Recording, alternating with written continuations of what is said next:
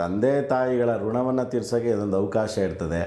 ಜೊತೆಯಲ್ಲಿ ಇದು ಸ್ವಲ್ಪ ಜನಕ್ಕೆ ಏನು ಡೌಟು ಅಂತ ಹೇಳಿದ್ರೆ, ಇದನ್ನು ಯಾರು ಮಾಡಬೇಕು ಅಂತಲೂ ಸುಮಾರು ಜನ ಕೇಳ್ತಾ ಇರ್ತಾರೆ. ಅದೇ ರೀತಿ ತಂದೆಗೆ ಗಂಡು ಮಗ, ತಾಯಿಗೆ ಹೆಣ್ಣು ಮಗ ಇಬ್ಬರು ಸೇರಿಕೊಂಡು ನದಿ ತೀರದಲ್ಲಿ ಬಂದು ಅವ್ರಿಗೆ ಪಿಂಡ ಪ್ರದಾನಗಳನ್ನು ಮಾಡೋದ್ರಿಂದ ಆ ಇಬ್ಬರು ಪಿತೃದೇವತೆಗಳ ಅನುಗ್ರಹ ಅವ್ರಿಗಾಗ್ತದೆ.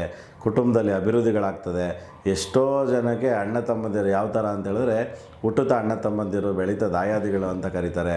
ಅದೇ ರೀತಿಯಾಗಿ ತಂದೆ ತಾಯಿಗೆ ಶ್ರಾದ್ದಗಳನ್ನು ಮಾಡಲ್ಲ, ಮತ್ತು ಪಿತೃಗಳಿಗೆ ಒಂದು ಹೊತ್ತು ಊಟ ಇಡಲ್ಲ, ಮತ್ತು ಶ್ರಾದ್ದ ಕರ್ಮಗಳನ್ನು ಕರೆಕ್ಟಾಗಿ ಮಾಡಲ್ಲ. ಮತ್ತು ಮಹಾಲಯ ಪಿತೃಪಕ್ಷದಲ್ಲಿ ಅವ್ರಿಗೆ ಯಾವ ರೀತಿಯಾಗಿ ಇಚ್ಛಾನುಸಾರ ಮಾಡ್ತಾರೆ, ಶ್ರದ್ಧಾ ಭಕ್ತಿಯಿಂದ ಮಾಡಲ್ಲ. ಶ್ರದ್ಧೆ ಅಂತ ಹೇಳಿದ್ರೆ, ಈ ಶ್ರಾದ್ದ ಅಂದರೆ ಶ್ರದ್ಧೇತಿ ಶ್ರಾದ್ದ ಅಂತ ಕರಿತೀವಿ. ಅಂದರೆ ಶ್ರದ್ಧಾ ಭಕ್ತಿಯಿಂದ ಶ್ರಾದ್ದವನ್ನು ಮಾಡಬೇಕು. ಎಷ್ಟೋ ಜನ ಇದನ್ನು ಆಡಂಬರಗಳು ಅಂತ ಅಂದ್ಕೊಬಿಟ್ಟಿದ್ದಾರೆ.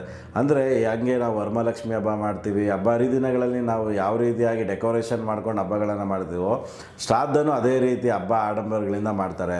ಅದೇ ರೀತಿಯಾಗಿ ನಾವು ಏನು ಮಾಡಬೇಕು ಅಂದರೆ, ಎಷ್ಟೋ ಜನ ಏನು ತಪ್ಪು ಮಾಡ್ತಾಯಿದ್ದಾರೆ ಅಂದರೆ, ಸಂಜೆ ಸಮಯದಲ್ಲಿ ಎಡೆಗಳನ್ನು ಇಕ್ಕುವಂಥದ್ದು, ಶ್ರಾದ್ದ ಮಾಡೋದು ಮಾಡ್ತಾರೆ. ಅಂದರೆ ಇದು ಅಪರ ಕಾರ್ಯ ಅಂತ ಕರಿತೀವಿ. ನೀವು ಮಾಡ್ತಾ ಇರುವಂಥ ಕಾರ್ಯನ ಅಪರಾಹ್ನದಲ್ಲಿ, ಅಂದರೆ ಅಪರ ಕಾರ್ಯವನ್ನು ನಾವು ಈ ಒಂದು ಮಧ್ಯಾಹ್ನದ ಸಮಯದಲ್ಲಿ, ಅಂದರೆ 12 ಗಂಟೆಯಿಂದ 2 ಗಂಟೆಯ ಸಮಯದಲ್ಲಿ ನಾವು ಅಪರ ಕಾರ್ಯನ ಮಾಡಬೇಕು.